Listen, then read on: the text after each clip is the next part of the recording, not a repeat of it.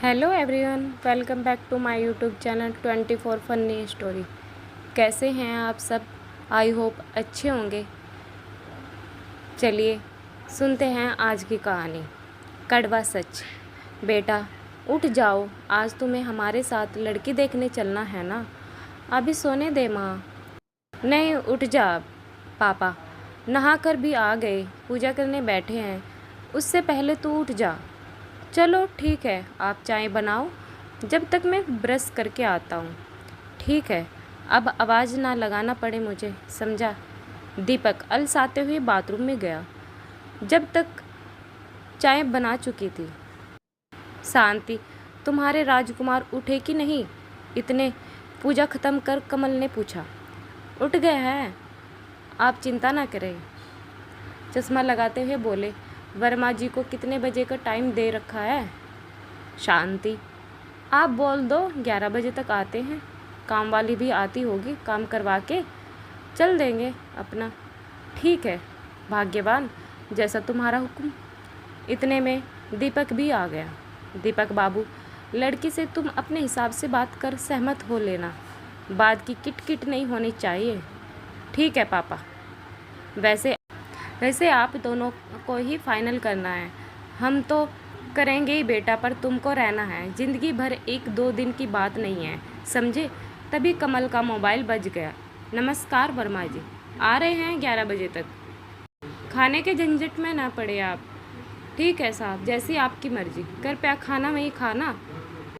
शांति, खाना वहीं खाना है वर्मा जी, बहुत आग्रह कर रहे हैं। अच्छा, नहा कर दीपक बढ़िया सा तैयार हो, किसी राजकुमार से कम नहीं लग रहा था। पापा, मैं गाड़ी गैरेज से निकालता हूँ, आप और माँ ताला लगा कर आ जाओ। 150 किलोमीटर जाना है। ठीक है बेटा, तेरी माँ को ही टाइम लगता है, मुझे क्या, मैं तो झट से तैयार हो जाता हूँ कुछ देर में। कृपया भी।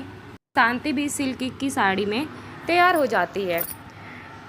बोतल फ्रिज से निकालकर झोले में डालती बाहर आती है। कमल ने भी ताला लगाकर कार में बैठ चल दिए। राजेश के गाने लगा दीपक माँ पापा के साथ चल दिए। करीब 12 बजे वर्मा जी के घर पहुँचे। आदर के साथ सभी को बिठाया। पानी चाय नाश्ता टेबल पर लग चुका था, पर जिसे देखने आए उसका दीदार किसी को नहीं हुआ था। शांति ने श्रीमती वर्मा से पूछा, टीना कहाँ है? बुलवाइए ना उसे भी। जी बुलाती हूँ, कह अंदर गई। कुछ देर में बादामी सूट पहने दुबली पतली सुंदर सी टीना शर्माते नजरें झुकाते हुए बैठक में आ गई। सभी को लड्डू की प्लेट उठाकर देने लगी। जब दीपक के पास गई तो दोनों की नज़रें मिली। होले से मुस्कुराकर आगे बढ़ गई। दीपक को मन ही मन उसकी याद भा गई। तभी शांति बोली, टीना बेटा, दीपक को अपना घर तो घुमा लाओ। क्या कहती हो बहन जी? श्रीमती वर्मा की ओर देखकर बोली, हाँ हाँ, क्यों नहीं। दोनों बैठक से उठ अंदर टीना के कमरे में जाकर बैठ गई। दीपक, जैसा आप जानती है, मैं सॉफ्टवेयर इंजीनियर हूँ।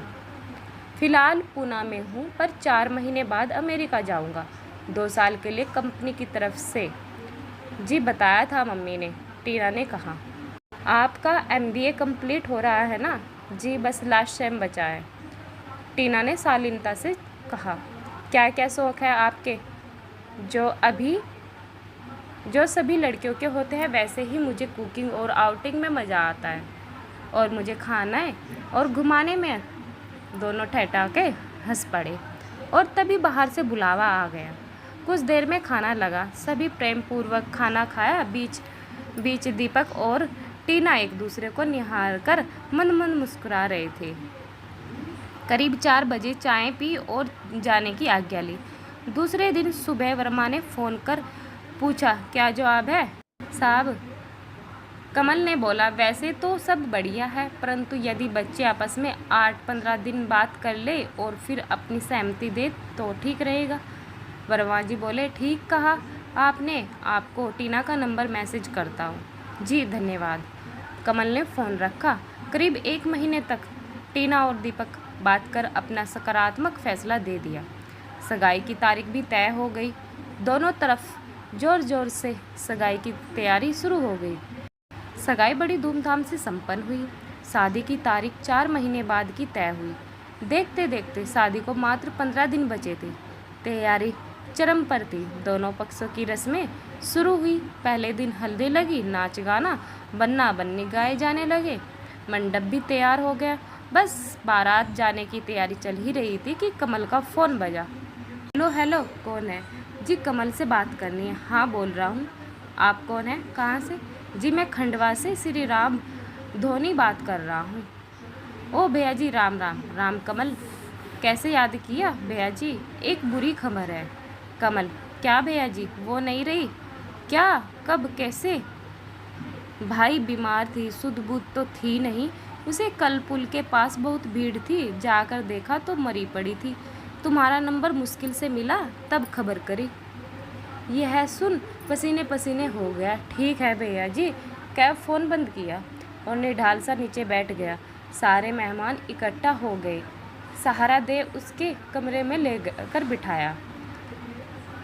तभी शांति दौड़ते हुए आई। किसका फ़ोन था जी? श्री राम भैया जी का।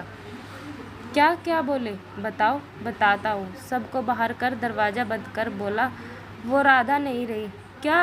हाँ। बाप रे, आज ही बेटे की शादी और माँ का अंतिम संस्कार। आई था कि बाथरूम से आते दीपक ने सुन लिया। किसकी माँ? किसकी शादी? बताओ आप दोनों। खुशी के बजाय गम में क्यों हूँ? वक्त की नज़ाकत को देख कमल दीपक से लिपट गया और रोने लगा। बेटा माफ़ कर दे हमें। क्या हुआ पापा? माँ आप बताओ ना। कमल, बेटा एक कड़वा सच हम दोनों ने तुमसे छुपाया था। क्या पापा? बेटा मेरी पहली पोस्टिंग खंडवा में हुई थी। करीब 10 साल वहीं रही। हमें इन 10 सालों में कोई संतान नहीं हुई। बहुत इलाज के बाद हम नाउम्मीद हो गए। घर के पास ही एक मानसिक विकसित लड़की, जिसका कुछ पता ठिकाना नहीं था, 17-18 साल की, दिन भर घूमती थी। पूरे मोहल्ले वाले उसे राधा नाम से बुलाते थे। तुम्हारी माँ उसे दोनों समय खाना देती थी। उसे जब भी भूख लगती अपने दरवाजे पर आकर बैठ जाती थी। कुछ मनचले लोगों ने उसको भी नहीं छोड़ा, उसके साथ दुष्कर्म किया, जिससे वह गर्भवती हो गई।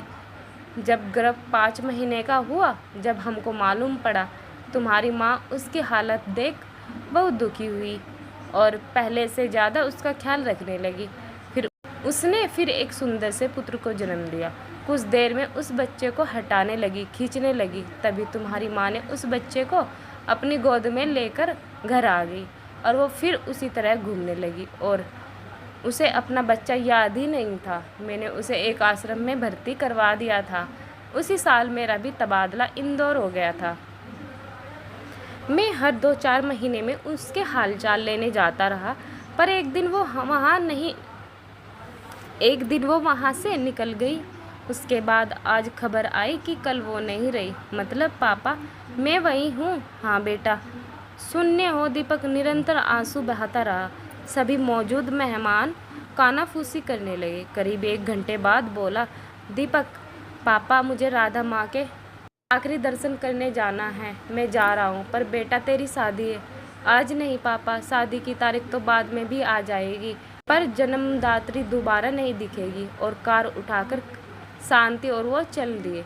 कमल भी कार में जा बैठा। वहीं से वर्मा जी को माफ़ी मांग शादी आगे बढ़ाने की बात कही। वर्मा जी सदमे में आ गए, पर रिश्तेदारों ने आज ही शादी की रट लगाई और रिश्तेदारों के आगे झुक गए। पर टीना ने साहस कर बोला, शादी करूंगी तो सिर्फ दीपक से, वरना आजीवन कुंवारी रहूंगी।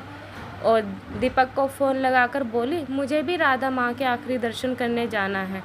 निकल रही है दीपक, मैं भी। आप अकेले नहीं हैं। अब मैं भी इस कड़वे सच में आपके साथ हूँ। धन्यवाद टीना, आई लव यू कहकर ज़ोर ज़ोर से रोने लगा।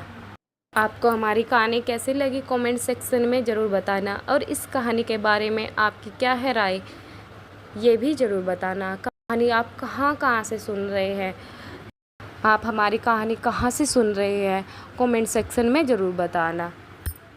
कहानी सुनने के लिए धन्यवाद। नेक्स्ट वीडियो में मैं आपका नाम अवश्य लूँगी।